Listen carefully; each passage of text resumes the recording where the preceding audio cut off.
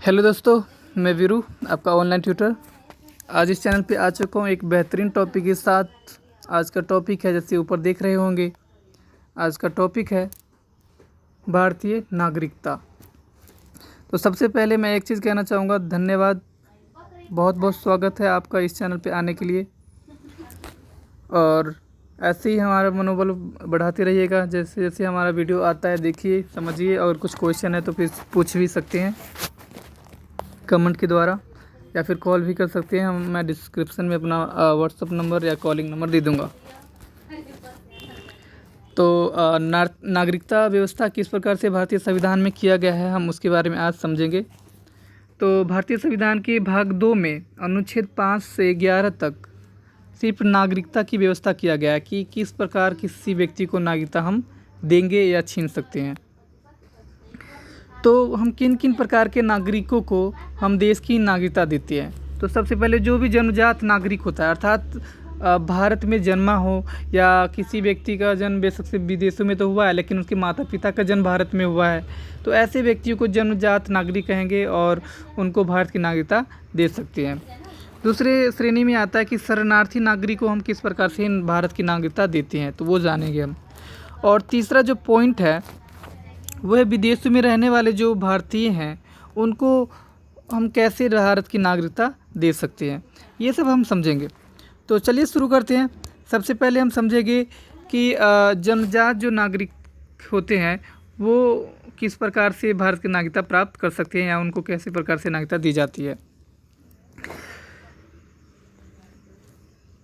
भारतीय संविधान के अनुसार पहले श्रेणी में वे जन्मजात नागरिक होते हैं जो भारत की भूमि पे पैदा हुआ हो। भारत की भूमि पे पैदा हो, जैसे आप, मैं, हम सब एक से भारत की भूमि पे ही पैदा हुए हैं, तो ऐसे में हमें जन्मजात नागरिक माना जाएगा और हमें स्वयं ही नागरिकता भारत की प्राप्त हो जाएगा।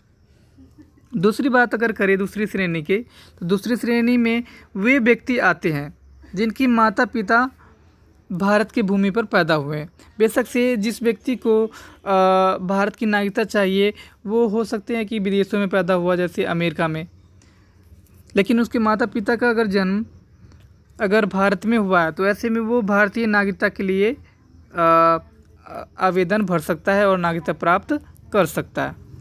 तीसरे श्रेणी की अगर बात करें तो तीसरे श्रेणी में कौन से व्यक्ति आते हैं, तो तीसरे श्रेणी में व्यक्ति आते हैं कि संविधान घोषित होने से पहले, संविधान लागू होने से पहले कम से कम 5 वर्ष पहले भारत में अगर कोई व्यक्ति आ चुका है और 5 वर्ष से पहले भारत में निवास कर रहा हो, तो ऐसे में उस व्यक्ति को भारत की नागरिकता दी जा सकती है।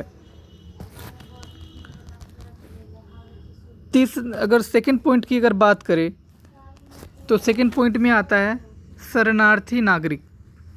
शरणार्थी नागरिकों को हम किस प्रकार से नागरिकता प्रदान करते हैं वो समझते हैं। तो संविधान में उन व्यक्तियों की नागरिकता के लिए भी व्यवस्था किया गया है जो पाकिस्तान से भारत में आए हैं।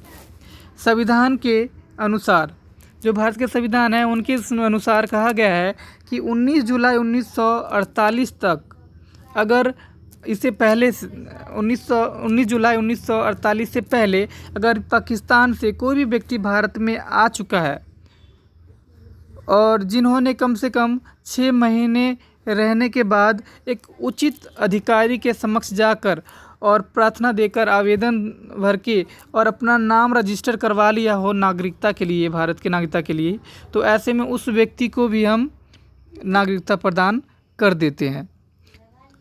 और वहीं पे तीसरे पॉइंट की अगर बात करें तो तीसरे पॉइंट में आता है विदेशों में रहने वाले जो भारतीय हैं वो भारत की नागरिकता किस प्रकार से प्राप्त कर सकता है।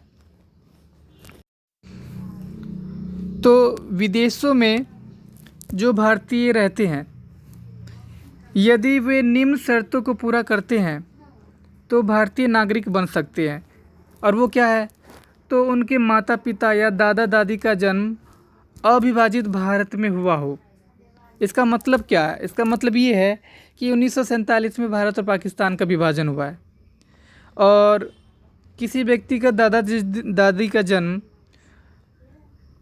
1935 में हुआ हो या उस 40 में हुआ हो, मतलब भारत और पाकिस्तान के विभाजन से पहले। तो ऐसे में पाकिस्तान भी उस समय, बांग्लादेश भी उस समय भारत का ही अंग था। और ऐसे में उनके दादा दादी का जन्म अविभाजित भारत में हुआ है। बेशक से बाद में विभाजन हो गया, वो पाकिस्तान का हिस्सा बन गए जहाँ पे उनका जन्म हुआ है, तो ऐसे में पाकिस्तानी कहलाएंगे। लेकिन अविभाजित भारत में तो वो भारत ही था। तो ऐसे में व्यक्ति अपने दादा दादी के जन्म के आधार पे, वंश के आधार पे भारत की नागरिकता अगर लेना चाहें तो वो ले सकते हैं। और इसके लिए ये करना पड़ेगा कि जिस देश में भी वो रह रहे हैं विदेश में, वहाँ पे भारतीय राजदूत है, भारतीय दूतावास है, वहाँ पे जाकर और अपना नाम रजिस्टर करवा सकता है भारतीय नागरिकता के लिए, और इस प्रकार से उसे भारत का नागरिकता प्राप्त हो जाएगा। तो आप समझ रहे हैं कि किस प्रकार से किन किन नागरिकों को नागरिकता प्रदान किया जाता है। चलिए आगे समझते हैं। संविधान लागू होने के बाद नागरिकता की व्यवस्था क्या किया गया है। तो मैं बता दूं, भारतीय नागरिकता के लिए 1955 में एक अधिनियम बना गया, तो जिसे भारतीय नागरिकता अधिनियम 1955 कहा गया। तो समझते हैं कि भारतीय नागरिकता अधिनियम 1955 है क्या।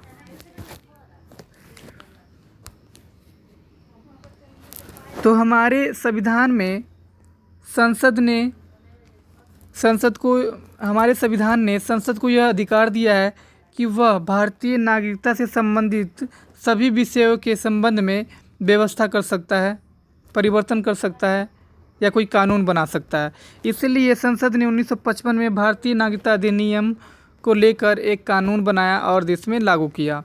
इस अधिनियम में स्पष्ट किया गया कि भारतीय नागरिकता की प्राप्ति किस प्रकार से होगी और किन परिस्थितियों में भारतीय नागरिकता का अंत किया जाएगा। तो आप समझ ही गए होंगे कि भारतीय संसद को ये संविधान ने अधिकार दे रखा है कि संसद भारतीय नागरिकता से संबंधित प्रावधान में कुछ भी परिवर्तन कर सकता है या कुछ भी नया कानून ला सकता है नागरिकता को लेकर। और इसीलिए संविधान लागू होने के बाद 5 साल बाद 1955 में नागरिकता से संबंधित एक कानून बनाया गया, जिसे हम भारतीय नागरिकता अधिनियम कहा गया। क्या कहा गया? अधिनियम कहा गया। तो इसमें कहा गया है कि किस प्रकार से किसी व्यक्ति को नागरिकता दी जा सकती है, किस प्रकार से किसी नागरिक से नागरिकता छीना जा सकता है, वो सब चीज़ इसमें व्याख्या किया गया है। तो चलिए समझते हैं कि नागरिकता प्राप्त कैसे की जा सकती है। तो निम्न तरीक़ों से प्राप्त की जा सकती है। तो सबसे पहले जन्म से।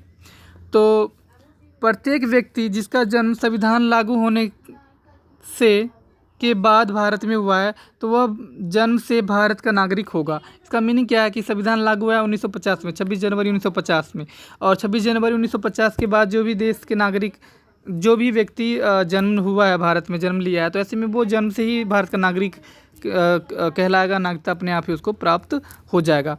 लेकिन इसमें कुछ अपवाद है, जैसे कि विदेशी शत्रु जो भी होते हैं, उनके बच्चे अगर आज़ादी के बाद अगर भारत में जन्म लिए हैं, तो ऐसे में उनके लिए ये व्यवस्था नहीं किया गया है। तो आप समझ सकते हैं यहाँ पे। नेक्स्ट है, वंश के आधार पर किसी को नागरिकता दी जा सकती है। अब इसमें पढ़ लेते हैं। 26 जनवरी 1950 को या उसके बाद भारत के बाहर जन्मा कोई व्यक्ति कतिपय अपेक्षाओं के अधीन रहते हुए भारत का नागरिक होगा, यदि उनके जन्म के समय उसके माता पिता भारत का नागरिक था। इसका मतलब क्या है? जैसे 26 जनवरी 1950 को कोई व्यक्ति विदेश में जाके किसी व्यक्ति का विदेश में जन्म हुआ है इस 26 जनवरी 1950 के बाद, लेकिन उसका माता पिता का जन्म भारत में ही हुआ था।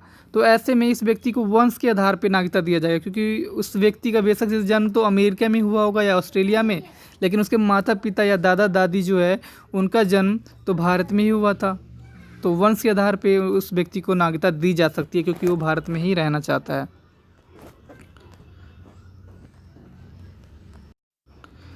तीसरा पॉइंट है नागरिकता प्रदान करने की, पंजीकरण के द्वारा।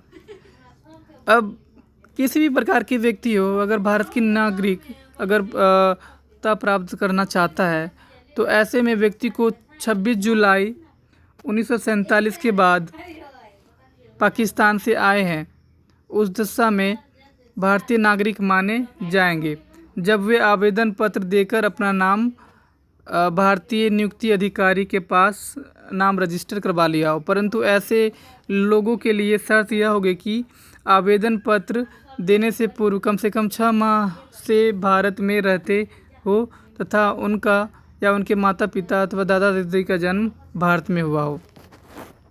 इसका साफ साफ कहना है कि अगर कोई व्यक्ति अगर भारत में जन्म नहीं लिया है और विदेशों में जन्म लिया है, तो अगर वो भारत का नागरिकता लेना चाहता है तो पंजीकरण के द्वारा वो ले सकता है। लेकिन शर्त यही है कि उसके कोई ना कोई जो लिंक है भारत से होना चाहिए, जैसे उसका माता पिता का जन्म भारत में हुआ होना चाहिए या दादा दादी। ठीक है, तो इस तरह से आप समझ चुके होंगे। ऐसे में जो विदेशों में जाकर बस गए हैं, भारतीय दूतावासों में आवेदन देकर भारतीय नागरिकता प्राप्त कर सकते हैं। विदेशी स्त्रियां जिन्होंने भारतीय नागरिकों से विवाह कर लिया हो तो वो भी भारतीय नागरिकता प्राप्त कर सकती है, क्योंकि उन्होंने भारतीय नागरिक से शादी करके और भारत में रहने की निर्णय कर लिया है। भारतीय नागरिकों के नाबालिग बच्चे, जैसे जो भी भारतीय नागरिक है उनके नाबालिग जो भी बच्चे हैं वो उनको भारतीय नागरिकता प्रदान किया जाएगा। नेक्स्ट है राष्ट्रमंडलीय देशों के नागरिक, यदि वे भारत में ही रहते हो या भारत की नौकरी कर रहे हो तो उन्हें आवेदन देकर भारत में नागरिकता प्राप्त कर सकते हैं। पंजीकृत नागरिकता के द्वारा कैसे प्राप्त होता है इसके बारे में एक बार मैं संक्षिप्त में बोल देता हूँ। अगर कोई भी विदेशी महिला या पुरुष भारतीय महिला और पुरुष से शादी कर यहीं पर रहने की निर्णय ले ले तो ऐसे में उस व्यक्ति को भारत की नागरिकता प्राप्त हो जाएगा। इसके लिए उसको पंजीकृत करवाना पड़ेगा। इसके अलावा कोई भी विदेशी व्यक्ति अगर भारत में नौकरी करना चाह रहा है, सरकारी नौकरी कर रहा है, तो ऐसे में उसको भारतीय नागरिकता दी जा सकती है। तो इस तरह से संक्षिप्त में मैं बता देता हूँ, इस प्रकार से पंजीकरण किया जा सकता है। नेक्स्ट तरीका क्या है? अगला तरीका है हमारा देशीकरण के द्वारा हम किसी को नागरिकता दे सकते हैं। विदेशी नागरिक भी निम्न शर्तों को पूरा करने पर भारतीय नागरिकता प्राप्त कर सकता है। वो कैसे? तो ध्यान से सुनिए। पहला है तरीका, वह किसी ऐसे देश का नागरिक न हो जहां भारतीय देशीकरण द्वारा नागरिक बनने से रोका जाता हो। मतलब अगर कोई देश है जो अपने नागरिकों को भारतीय नागरिक बनने से रोकता है तो ऐसे देश के नागरिकों को नागरिकता प्रदान नहीं किया जा सकता है। दूसरा, अगर बात करें, वह अपने देश की नागरिकता को परित्याग कर चुका हो और केंद्रीय सरकार को इस बात की सूचना दी हो। मतलब अगर कोई विदेशी व्यक्ति अपने देश की नागरिकता छोड़ करके वहाँ की केंद्रीय सरकार से अपील कर दिया हो कि हम यहाँ की नागरिकता छोड़ के भारतीय नागरिकता लेना चाह रहे हैं, तो ऐसे में उस व्यक्ति को नागरिकता दी जा सकती है। तीसरा जो चीज़ है इसमें आता है, वह आवेदन देने के पूर्व कम से कम 1 वर्ष से लगातार भारत में रह रहा हो। तो नागरिकता के लिए तो अप्लाई कर दिया, लेकिन 1 साल पहले से ही भारत में रह रहा होना चाहिए और उस 5 वर्षों तक कम से कम वो 5 वर्षों से पहले वो रह रहा हो भारत में। ठीक है, और देश में कोई ना कोई एक भी भाषा जान चुका होना चाहिए। तो आई होप समझ में आ चुका होगा। तो किसी भी हालत में किसी व्यक्ति को अगर नागरिकता चाहिए तो कम से कम तो 7 साल तक तो भारत में रहना ही पड़ेगा। लेकिन अब परिवर्तन हुआ है, आप उसको देख सकते हैं। और अगर किसी व्यक्ति का आचरण बहुत अच्छा है या फिर कोई व्यक्ति है, विदेशी व्यक्ति है जिसको भारत के कोई भी एक भाषा का ज्ञान हो, तो ऐसे व्यक्तियों को हम नागरिकता दे सकते हैं।